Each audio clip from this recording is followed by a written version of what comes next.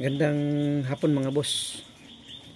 Babahagi ko lang sa inyo yung kaunting kaalaman tungkol sa ignition switch ng Inmax, Yamaha Inmax. Kung meron kayong mga Inmax na ganito ang ignition switch o kahit anong klaseng ignition switch na ganito ang klase, ito, technique.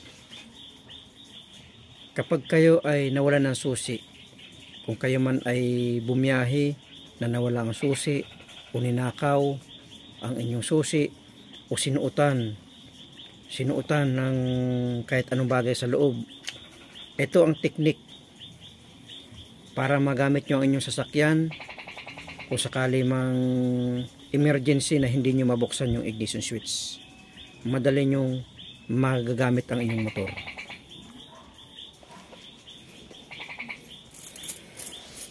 Unang gagawin nyo dito, kapag ka nawala ang inyong susi, emergency na nawala ang inyong susi, wala kayong mapuntahan na mekaniko dahil malayo o wala man siya, wala yung taong kailangan magbukas ng inyong ignition switch. Ang tanging paraan mga boss, baklasin nyo yung cover ng inyong motor. Pilitin yung manghiram ng tools sa iba yung mga kasama katrupa. Kailangan yung makita yung ilalim. Kalasin nyo yung ilalim. O kaya kung makukuha yung masungkit itong dalawang tornilyo na ito sa ilalim. Paano masusungkit yung tornilyo? Ito, flat screw lang ito mga boss. Ito lang, gaganyanin nyo lang siya. Ayan. Habang nakakabit siya sa motor, ito lang, susungkitin nyo lang itong dalawang tornilyo na to. Flat screw yata to, baka nilagarian na lang, pero baka ito ay flower to mga boss. Ayan, kalasin nyo lang siya. Kung meron kayong flower, kalasin nyo lang to. Ayan. Ayan. Kakalasin nyo siyang ganyan. Tapos pag nakalas nyo na siya, bawa ito nakalas nyo na siya. Ayan. May wire dito. May wire sa dyan. Connected doon sa ignition switch, sa flasher, sa lahat ng function ng inyong motor. Nakakonect yan dito sa susian. Paano nyo magagamit yan? Tinanggal ko na siya. Ayan, tanggal na siya. Dito kayo kukuha ng function para magamit nyo yung inyong motor. Pag natanggalin nyo na siya, nakalawit nito, nakalawit yung ganyan, hahanap lang kayo ng flat na susi, kahit anong bagay.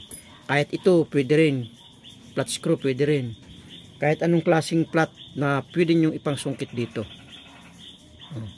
Pag nasungkit nyo na to, pihitin nyo lang yan. Ayan, narinig nyo na. Una yung motor nyo yan. Kung halimbawa man nakalak, buksan nyo, yun. O yan. Nakauna yung, nabuksan na yung upuan. Lahat dito. Ito ang teknik. Tinuturo ko na sa inyo. Yan. Ito lang maliit na to. Ito ang nagdadala ng inyong motor. Itong napakaliit na to. Kaya kahit saan kayo pumunta, pagka nawala ang susi nyo, tanggalin nyo lang to sa ilalim. Nakalawit lang siya. Nakalawit lang siya sa bandang shock ninyo sa unahan. Nakalawit lang siyang ganyan. Habang hindi naman ano yan, wala namang mawawala dyan dahil buo yan eh. Board yung nasa loob niyan, board. Hindi tinuturo to ng mga mekaniko o ng kusino mang casemate dahil hindi sila kikita. Pero ako, lahat ng mga sikreto ituturo ko sa inyo, ibabahagi ko sa inyo. Kahit hindi ako kumita, kayo lang, matutulungan ko na. Okay na, sapat na sa akin. Ito ang technique mga boss. Yan. Mapipihit nyo yan. Yan. Yan. Yan lang, sikreto nyan. Aandar na yung motor ninyo. Walang kahirap-hirap. Salamat sa bahagi na ito mga boss. Sana kapulutan ninyo ng kaunting technique para sa mga may motor na kagaya nitong susian. Kahit may lahat ng klase ng mga modelong sasakyan, ganito ang mga susi. Ganito lang ang gagawin ninyo. Maraming salamat.